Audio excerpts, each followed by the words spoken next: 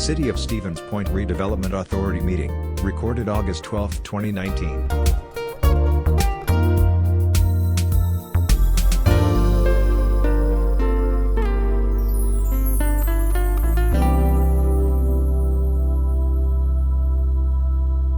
On August 12th, I'll call the Redevelopment Authority of the City of Stevens Point to order.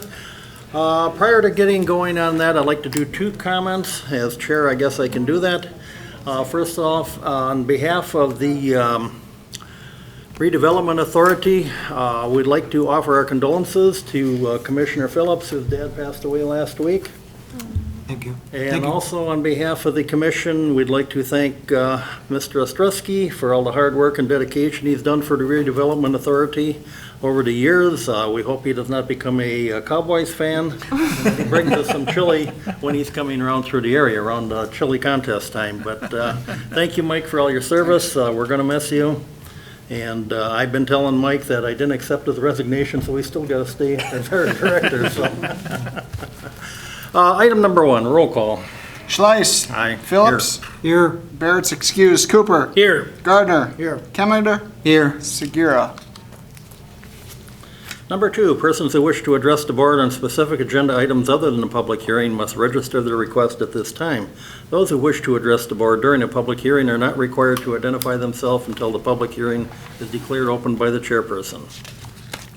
Everybody notify us that wants to speak?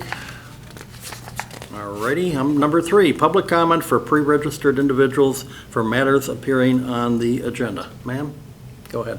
Hi. You want to just come right up? Oh, okay. State your name and address, please. My name is Celine McNeilis Klein, and my home address is 906 Grant Street, Wausau, Wisconsin. I own a business here too. I have a yoga and aerial studio in Wausau. And then I used to work at the university, and then I met a lot of students, and then there was an aerial studio closing here, and the employees were all kind of distraught over the fact that it was closing, and I had a few students visit me in Wausau saying, Celine, can you open it here? So I sat for a while with my husband, we talked about it, and I'm like, oh, I have to. So we opened an aerial art studio. I kept it open for them. We renamed it. It's been open now for about a year and a half. And in the process, I was looking for a building, looking for a place. I have very specific needs. I have to have high ceilings. I have been looking literally for almost 2 years, knowing that I was going to take it over. I haven't been able to find anything. And I also run a yoga studio. So right now we're on Wood Street. We're in the Mitchell's old building, and it's great. They are wonderful. But the problem is I can't do yoga there. And to create a yoga studio in the aerial studio, I don't own the building, and it would be lots of money, and then I'd have to take the building I'd create inside the building down, which doesn't make any sense to me. So once again on my outing looking for places, I came across the Mahers, who are your water softener people, and I looked at their building, which still wasn't high enough, and they were like, you know, there's a perfect place for you. And so they sent me to the city, and then I was like, and ironically, the students who work in my studio took me to the 1700 Strongs within the first week of being here, and I was like, they were like, this is where we need to be, and I'm like, no one could figure out what was going on with the building. So then here I am, brought back to it again. So this time I showed up at the city, and I was like, what's happening with this building? And I thought, well, anyway, who knows? So then Mark took me through it, and I was like, oh, it is like literally the perfect place for our studio. And then you might be thinking I'm crazy right about now, because if you've been to look at the property, you know I am not crazy. However, I'm a fan of renovations. I'm on my 5th renovation already of buildings and houses. So I see this place and I think, wow, I can't believe it's been sitting like it has. I can't believe it's been damaged with water now. I'm a lover of old buildings, and I thought, I'm like, I have to have this place. If not just for my business, if not just to save the building, because I can't watch any more water. Every time it rains, I think about the water rolling in that back door into the basement of that building, and I think it could have been. It's a beautiful building. It was let go. No one's tending to its needs, and it would serve our studio really well. And so in that building, I can do aerial, and I can do all sorts of different styles of yoga that we offer. So I'm here basically to like bleed my heart to you to say, let me save the building and bring it back to its glory and let the business grow as it wants to grow. And the truth is, in terms of business, my business has been running for 7 years in Wausau, and know how to run a business. And two, there's no one who's willing to take the risk here in Wausau, in Stevens Point, to create a centralized studio just for yoga. They do it in basements, they do it in, rec rooms, but no one wants to take on the overhead of owning the building, paying the bills. And we have created an amazing center in Wausau, and I have a lot of Stevens Point people who drive up to my studio to do hot yoga because it doesn't exist here. So, and for almost 2 years, I've been trying to make it happen. So this building is perfect.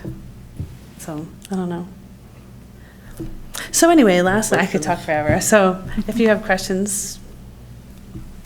Thank you. Thank you. We'll address that later on in the agenda. Number 4, minutes and actions of the Redevelopment Authority meeting of May 14th.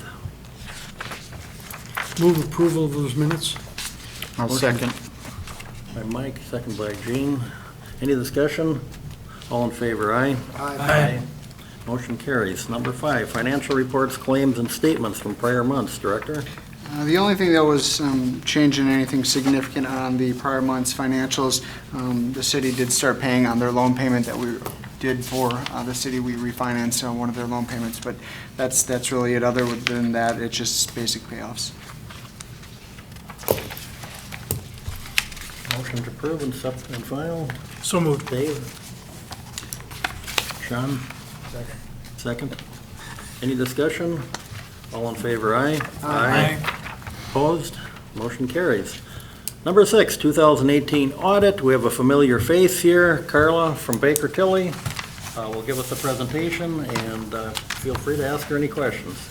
Definitely. Good afternoon. I am Carla Gogan, a partner with Baker Tilly, and I am here to talk about the financial audit results, but as Chairman Schleiss said, feel free to jump in with questions as I go. I do want to thank Michael. We've worked with him now for a number of years, and he's always very well prepared and makes himself very available to us through the audit process, so we're certainly sad to see him go, but certainly wish you the best. So you have 2 documents before you. One is the financial statement document, and the other is the communication to those charged with governance and management. I'm going to focus on the financial statement bound document. Just a couple things to mention. You as the governing body, you are the one that sets the tone at the top for the audit and basically how you run the redevelopment authority. Management, they're responsible for making sure that there's a good internal control environment, and you do partner with the city, who does provide a lot of assistance to the redevelopment authority. But management's responsible for making sure there's a good control environment, making sure that you're getting information that you need in order to make decisions, and your job as a governing body is to make sure that you're looking at that information with skepticism, you're asking questions. While we come in for the audit, we're here a few times a year, basically for preliminary fieldwork, final, and then to deliver results. You are here a lot more often than that, so it's important that you are engaged in the information that is being provided. What we do is we provide an opinion on your financial statement. So if you're in the financial statement document, it is Roman numeral page 1. So it's our independent auditor's report. So this is what you engage us to do. So you are engaging us. One, you do engage us to prepare your financial statements for your convenience. So we do draft the statements on behalf of the RA. The second paragraph talks about management's responsibility, and again, they're responsible for providing information to us as a part of the audit and being transparent and making sure that as we have questions, they're providing us with information to address those questions. And then our responsibility is below, and that is to provide an opinion on the financial statements and to obtain a reasonable assurance that these financial statements are free from material misstatement. And we define what material is from an auditor's lens, but we want to make sure that the information that you're receiving we believe to be materially correct. And you'll see on the top of Roman numeral page 2 our opinion, which does say that the financial statements are presented in all material respects for the year ended 2018. So this is referred to as a clean opinion or an unmodified opinion. It's what you've received in the past. It's what you should expect to receive. One thing to note is that we do not audit your control environment. So when we come in to do the financial audit, we gain an understanding of the controls in place, and a lot of that, again, has to do with what's happening at the city because they process a lot of transactions for you. So we gain an understanding of the internal control environment, and we use that to help design the audit procedures, along with we read your minutes, we talk with management, we talk with individuals who work here, and we design a risk-based approach audit. If you continue reading down in the opinion, there's the required supplementary information that we referred to. And with that, I'm going to have you turn to Roman numeral 3. Part of what's referred to as RSI, or required supplementary information, is the management's discussion and analysis. So I would suggest that this is a lot easier to digest and get through than maybe the financial statement schedules and the footnotes themselves. For those that are familiar with reading financial statements or reading governmental financial statements, again, you're used to it. If you're not, again, I think the MD&A provides a lot of nice information, and it also shows comparative information. The opinion talks about the fact that we do not audit this information, but we do assist management with drafting it, and we make sure that the information that's included in here is consistent with what you'd find in the financial statements themselves. So I think so now we're going to shift gears and talk about the financial metrics of the Redevelopment Authority. And if you look at the bottom of Roman numeral page 4, you'll look at the statement of net position. And again, what I like about this versus, we can look at the schedules and the financial statements themselves, but the schedules themselves would only show the 2018 column. And this is going to show you that compared to 17 with the variance column, and we can talk about the increases and decreases from one year to the next. So I think there's just a few notable items. One, you're going to see that cash and investments increased pretty significantly from 2017 to 2018. If you flip to page 5 for just a brief moment, if you hear me for a minute, you're going to see that non-operating revenue also increased significantly from 17 to 18. And so a big reason why cash and investments increased was a result of some non-operating revenue, just over $1.1 million that the city paid over to the RA to fund development. And so that money was with the RA at the end of the year, which is why if you jump back to Roman numeral page 4, again, you'll see that cash is up pretty considerably from 17. Excuse me just a moment. Michael, Yes. that was the money that came from, That was the money that came from the Whitetail That's what I Trail Housing Subdivision Fund. The city then transferred it to the RA for redevelopment-related programs that we I approved. just wanted to double check. Thank you. Correct. Yes. Thank you. And then as we walk down the page, capital assets did not change much from one year to the next. You can see it went down, and that is because each year we recognize depreciation expense on the assets that you have. And so if you're not adding assets or enough assets, and what you're doing is recognizing that depreciation expense, or as your accumulated depreciation goes up, you're going to see the actual capital asset balance go down. Because basically what happens when you purchase a capital asset, it ends up on the balance sheet in year one, and then you expense it over its life. Other non-current assets, you'll see that went down significantly from 17 to 18. And that was a result of, so the Development Authority, or Redevelopment Authority, as you know, you're in the business of doing economic development, and there was property that was held for resale. And when it's determined that that property is potentially going to be sold for $1 versus maybe what the redevelopment authority paid for it originally, you write down that asset. So at the time that you know, so say for example, you purchase a piece of property for $500,000. If you turn around and you sell it for $500,000, at the time that you booked the land held for resale, it would go on the balance sheet for $500,000. You turn around and you sell it later, and the land held for resale comes off the balance sheet. You could have a situation where you buy land for $500,000. At the time you buy it, the intention is to hold it and potentially sell it for $500,000. But at the point in time in which you realize, you know what, you're not going to sell it for that amount and you're going to sell it for something less, then you actually recognize an expense for that, and we're going to see that on the income statement side.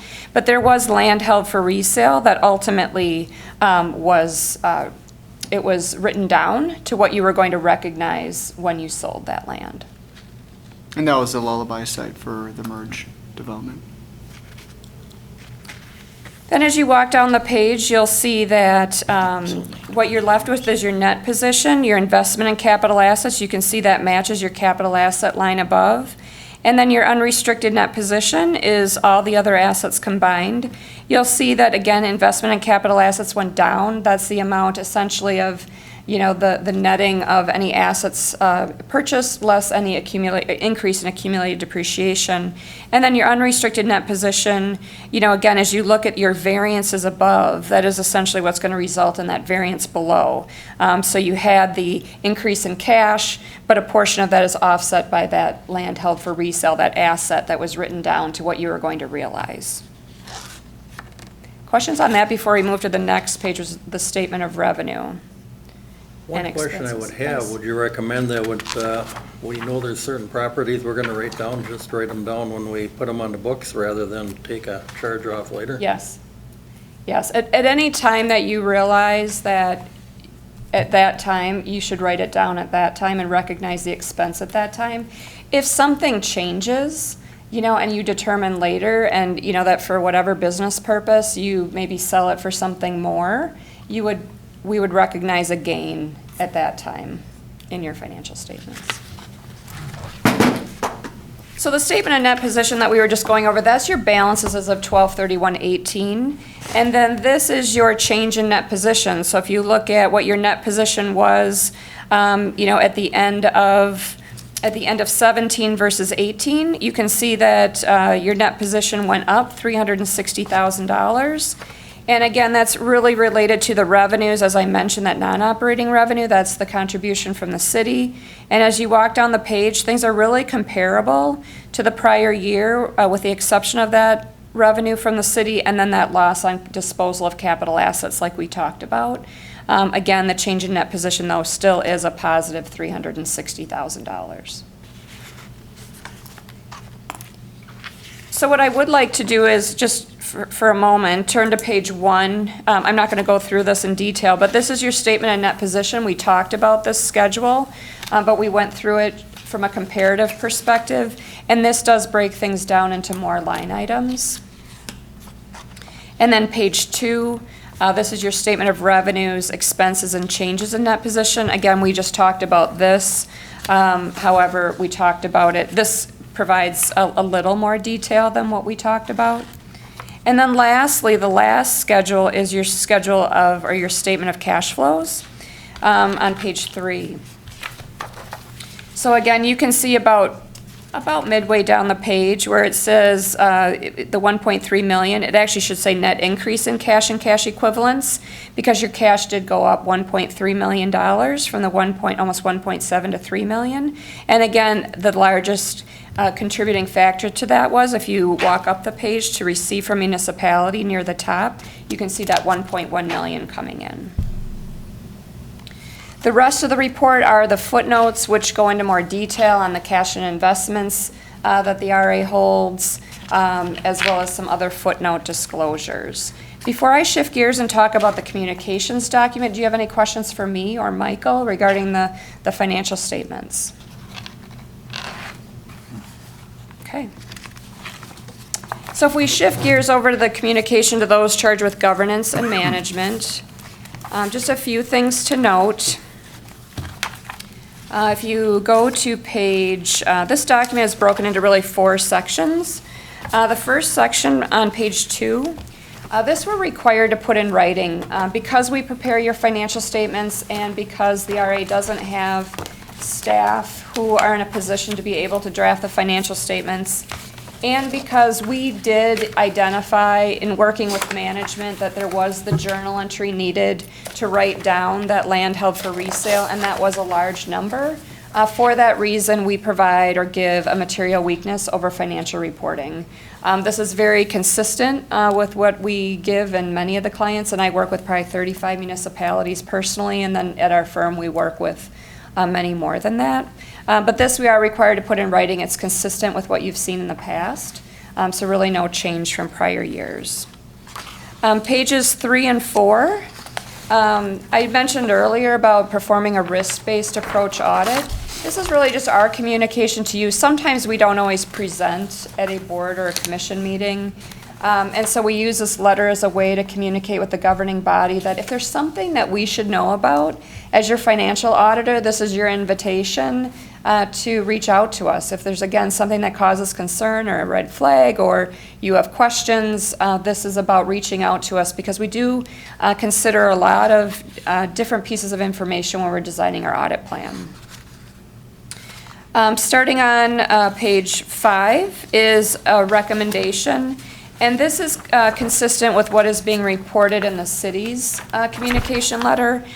This is just something we noted regarding the information technology system that we also include in the city's letter and with recommendations that we have.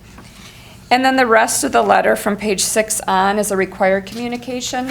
And again, this is consistent. We're required to put these items in writing and communicate these to the governing body.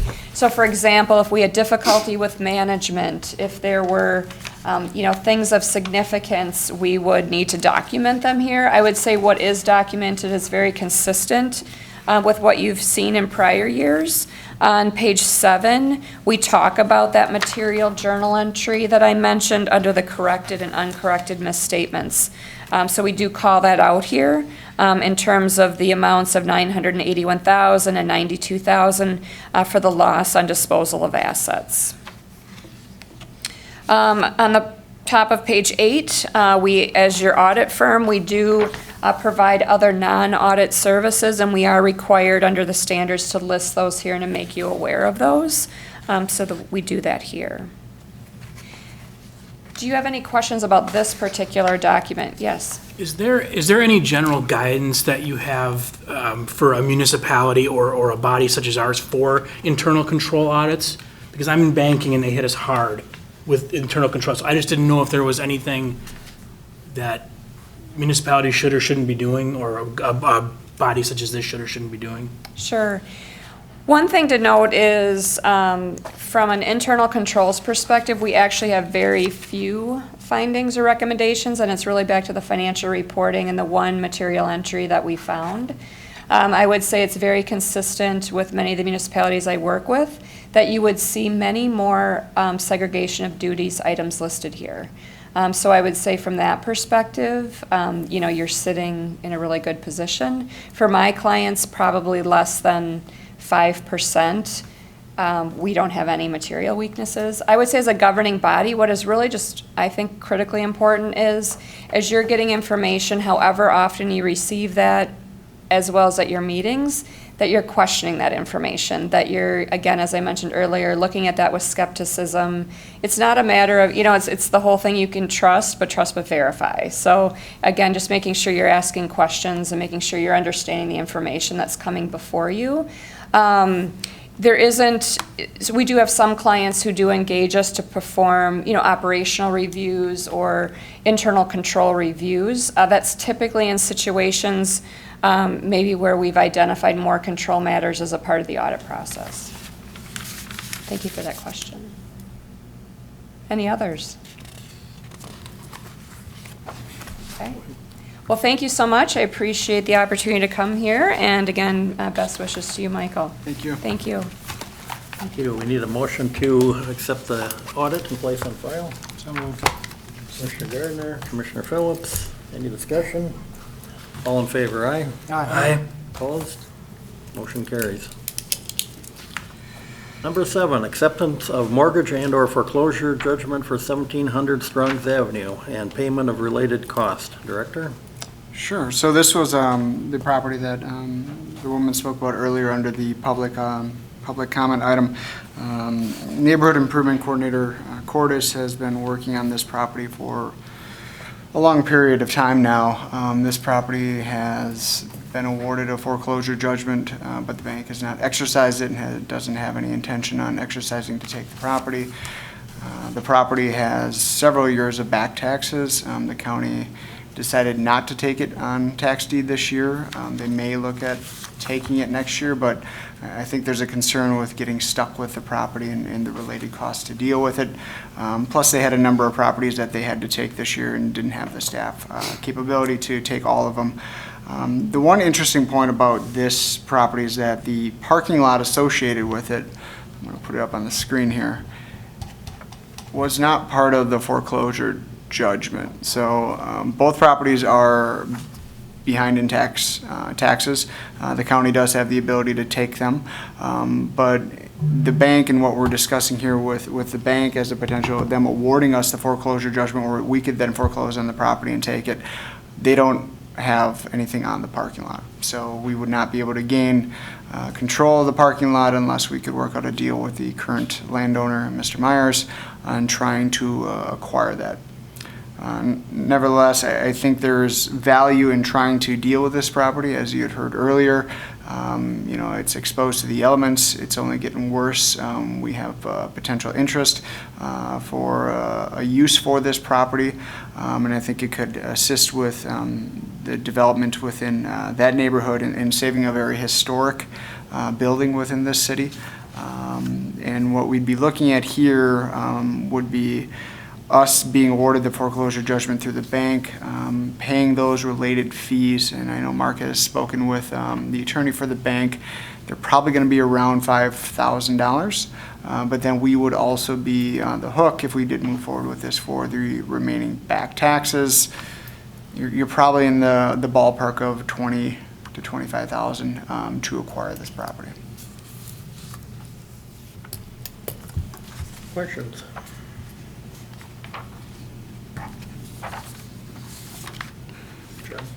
We have one person that's expressed an interest in ownership of the property, is that correct?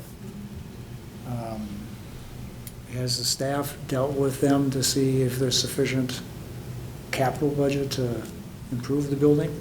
We haven't gone through that process yet, so we've gotten other interests from other potential property owners here.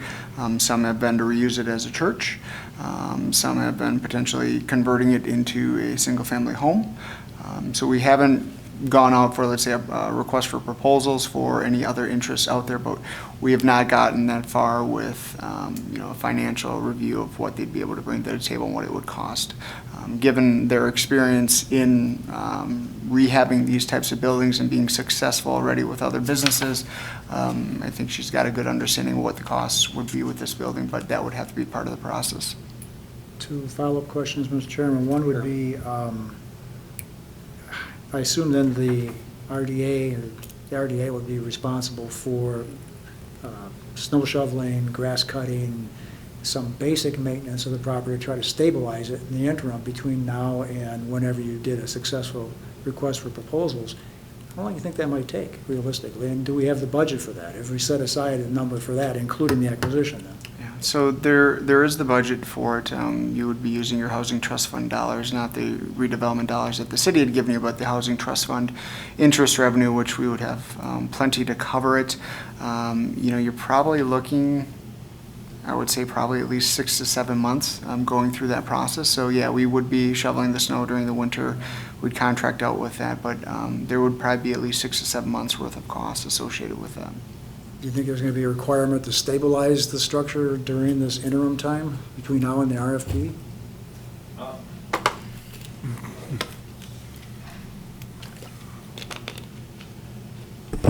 There may be some minor, just securing the building, maybe a little better, and as Celine had mentioned, in the back door, there is some water getting in the structure, but that's a pretty simple fix. It's just a matter of somebody doing it. And as Michael had mentioned, actually over the last 4 months, we've had a church that's been interested, a dance studio. There was one person that was interested in developing apartments. He's looked at it and he decided that's not going to work. But from a structural standpoint, Amina Christensen, our commercial building inspector, is also an architect, was through the building and felt structurally it was sound. Again, a lot of the issues to deal with that structure are just kind of buttoning up the outside of it, and there's a window that's since fallen out and things like that.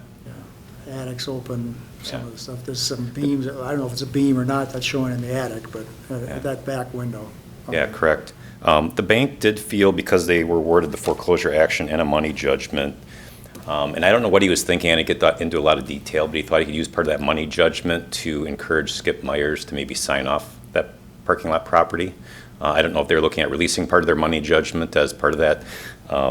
Maybe Commissioner Cooper could speak to that. He probably knows a little more about what that entails, but he felt that we could have some leverage if they would award part of that as this. The one caveat to these documents need to be drafted by our attorney. The bank doesn't want to spend another penny on this, and the $5,000 I think is to try to recoup some of their legal fees on this property. My other thought then was the parking lot. And as a business, you're going to need someplace for your people to park. With the lack of parking and with the Justice Works across the road, there are quite a few days when that place is parked up, the streets are parked up pretty heavily. So I'm not sure if that's going to be an issue for your successor to think about. Obviously, we want the parking lot associated, especially if it's going to be a business. If it's not a business, if it's a house, we want the parking lot eventually, just to redevelop that, but you'd want it for a business. And at that, we would, I think, try to attempt to get that now. The other avenue too is if the county does take it on tax deed for next year, That would be the we could go after it at that point in time. I think it'd be a lot easier for them to deal with pretty much a vacant piece of property to redevelop than an older church. My only point as an RDA is that we should itemize all those charges and costs and be willing to accept that as the cost of redevelopment, this whole corner, not just this acquisition. So let's itemize it all and get it on the table.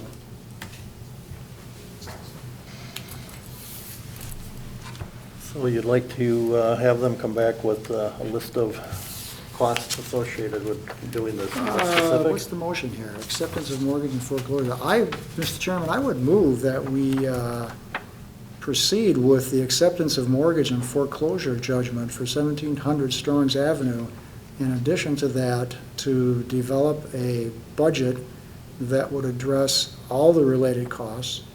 And in addition to that, allow staff to develop a request for proposals that would then entertain proposals from the public as to the reuse of the property. Got that? Is there a second? Second by Gene. Discussion. My only question would be, is staff think that's an adequate motion, or did I miss something? Is there something more that you want to really start running with this? So just to be clear, allowing us to work with the attorney at the bank to proceed with assigning that foreclosure judgment to us and the related costs. We can do that now before we develop the budget moving forward. Yes, I would say you'd have the authority to do all of the above. Bring back the budget to us when it's snap. I think we all recognize that if it's going to be 20 to 25,000 just to clear the corner property, there's going to be some additional maintenance costs, there's going to be some stabilization costs, there's going to be some additional costs for the parking lot. We know it's going to be twice that, 20 to 25, could easily go 40 to 45. Yeah. So and we're going to eat that. Getting back to the writing down of assets and whatever, that's going to be a cost that we're not going to recoup when we sell the property. And I think we should recognize that when we get into it. Or we could. When we're asking for a, proposal. Well, yeah, I mean, we'll maybe get some of it back, If there's competition. but it's going to take a lot of money to rehab that property. In fact, I wouldn't be surprised if some of the RFPs ask us for some money to rehab the property in addition to where And I think at least it's at a time where it's able to be saved. Yes, it's going to take some money, but it isn't too astronomical to save it. I mean, structurally, it seems to be okay. It's a lot of the cosmetic issues that we're going to be dealing with, but those are expensive as well. And before we vote on this motion, I'd like to thank Michael and the staff for continuing to work on this, because I know the county decided not to take it on back taxes, and it's only because they kept working with people that approached them, but also themselves, to set this up as a priority to work on it, and I appreciate that. Any other comments, questions? Director, take the roll. Schleiss. Aye. Phillips. Aye. Cooper. Aye. Gardner. Aye. Kemeter. Aye. Motion carries. Number 8, purchase, sell, and transfer or dispose of 1525 Ellis Street, 1708 Elk Street. Director. So these 8 and 9 kind of go together, and as we're starting to look at this, the county has taken them on tax deed, looking to go out for sale of them. We had gotten approval from this body to work with CAP Services and put in a bid up to the amount they were willing to pretty much pay for those properties. They're really not going to be able to pay much on the Elk Street property. 1708 is a duplex right now that they would have to convert back to a single family, and they would run up a pretty significant bill of just trying to convert that. So bringing this back in front of you to see if there's any additional funds that the Redevelopment Authority would be willing to put into a bid beyond what CAP Services might be able to pay for the property. The Elk Street property is a very nice property. It's in a very predominantly single-family neighborhood along Elk Street, some historic homes.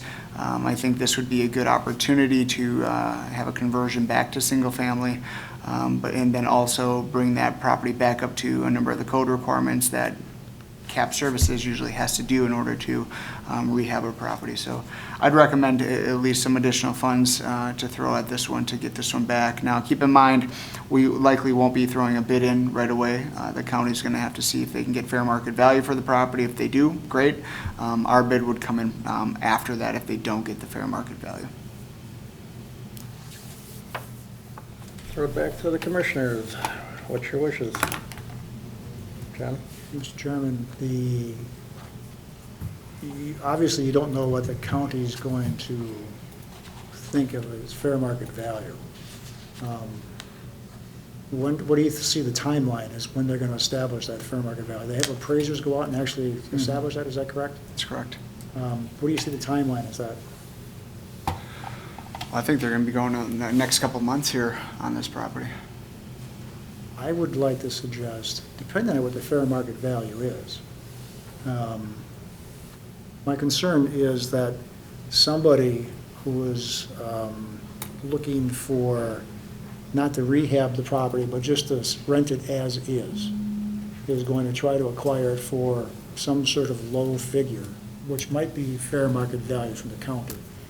And I would prefer to see CAP converted to a single family as opposed to see somebody who's not going to put any investment into either of these properties. So what I would ask that staff would bring to us whatever the fair market request is for these two properties, and the board then would have the opportunity to consider buying it at fair market value as opposed to something that you think we might get for a little less. And I don't know if there's going to be a big variance between what they put as fair market value and what they would take from us after they don't get any qualification. I don't want to see somebody rent it as is, either one of these. The current assessed value is 82.1. Yeah, they're not going to get 82.1 for Right. either of those properties, but, let's, what if? What if the fair market value, let's say is 50 grand, and we get somebody who is going to try to rent it out, just put some paint on it and rent it. Which you could. That's right, and I would like to see us have the ability to prevent that from happening. At least have the opportunity to discuss it, not just ignore it and let that happen on its own. And so I'm asking to bring it back here whenever they do their fair market value, bring it back here for consideration. So at least we do it knowingly. Hold on one second, Marco.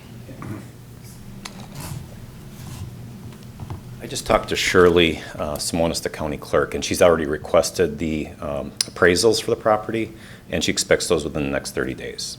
For So- one or both? Both. Both. Worth noting, on Ellis Street, that property has lost its duplex status, so it's going to be rented. It can only be rented as a single family. Elk still has the duplex status because there was somebody living in the upstairs, and until the county acquired it, they had to do an eviction. to get rid of the tenant. I don't know when the lower tenant moved out, but that one has not lost its duplex status. So I agree with you, 1708 Elk. There will be investor interest in that because potentially it can be used as a duplex. So that one, and that one has significant costs in converting it back because the interior staircase was completely removed.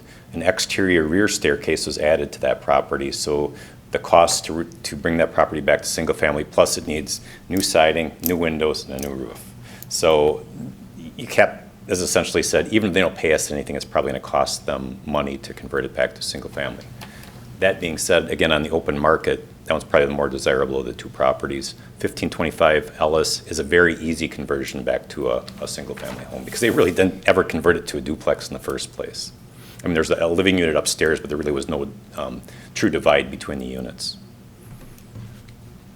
So again, my interest would be to have the board at least consider it before somebody just does a paint up and rent it as is. Okay.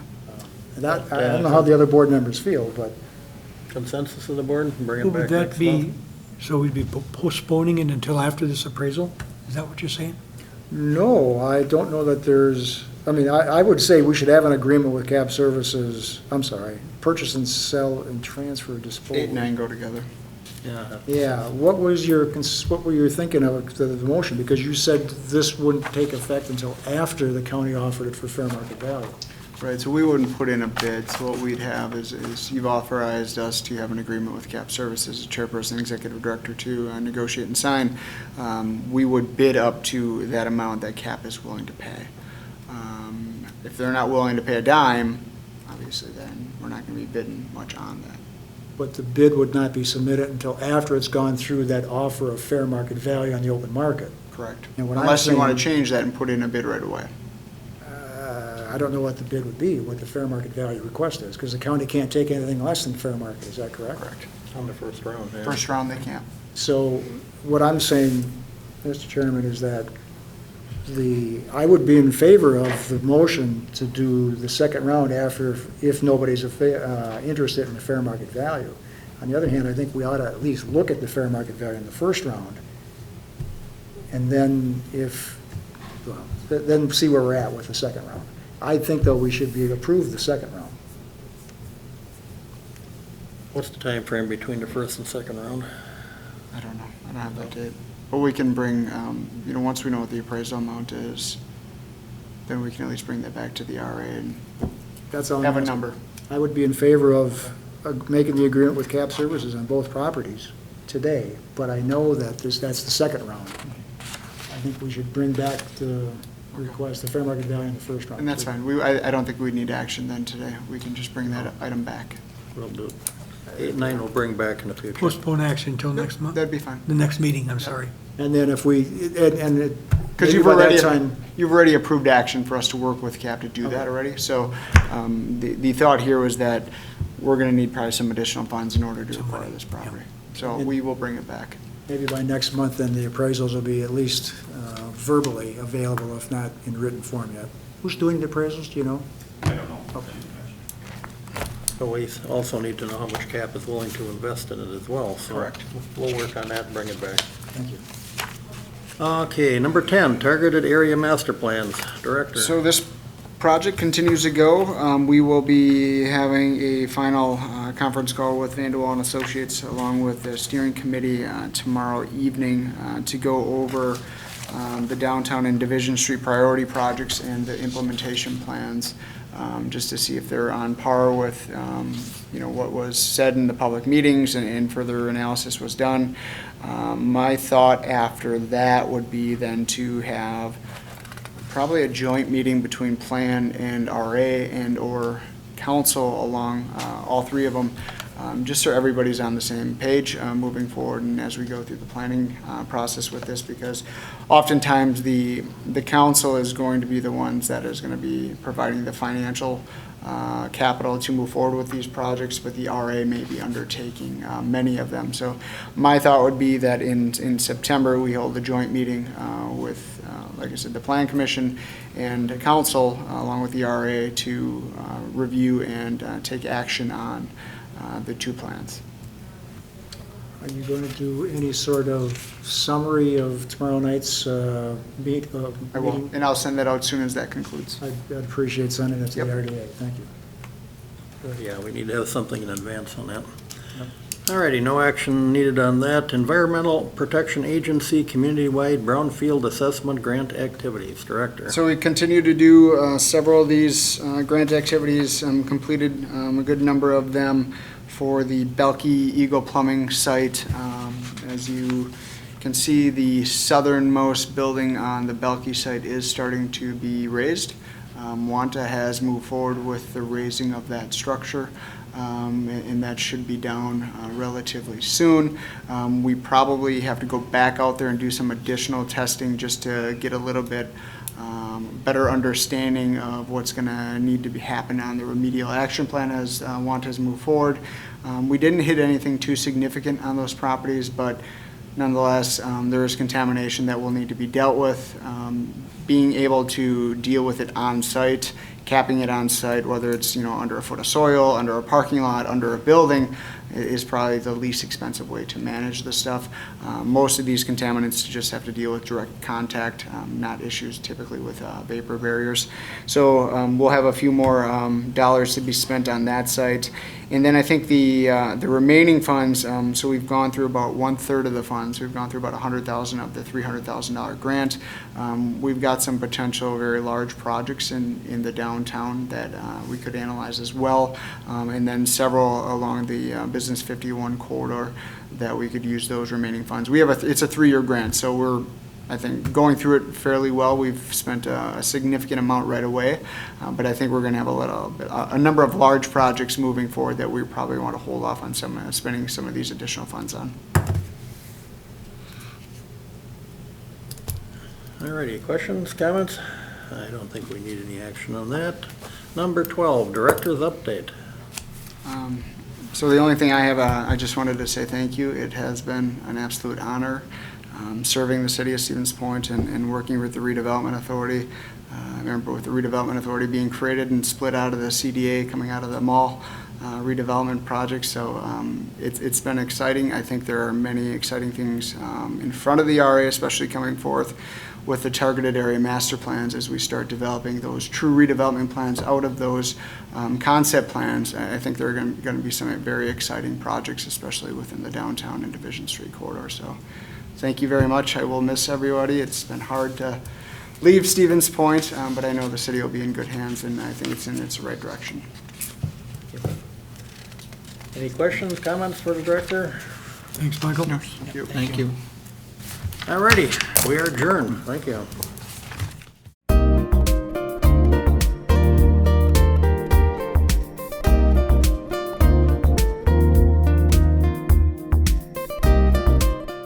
Videos of these meetings are available for viewing on the city's website, stevenspoint.com/videos.